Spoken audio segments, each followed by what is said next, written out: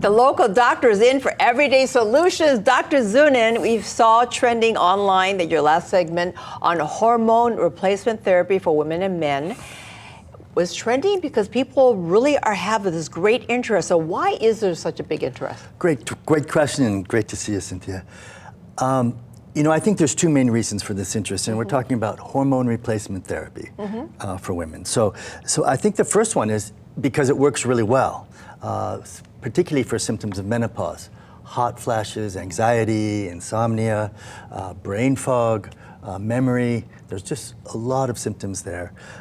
So it works well, and also obviously changes in sexual function. But the other reason is that people have some concern about potential risks.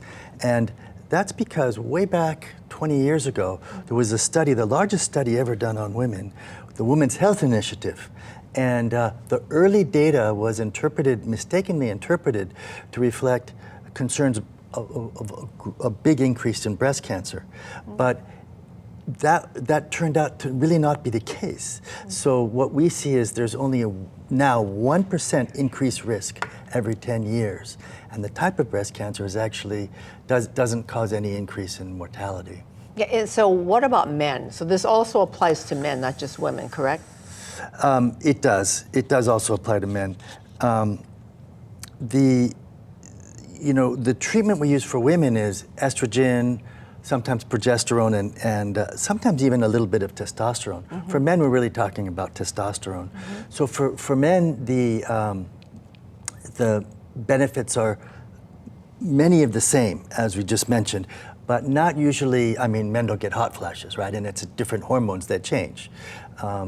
But the big thing with men is really muscle loss on top of these other factors. Okay, so tell us about the therapy that you use for men and for women.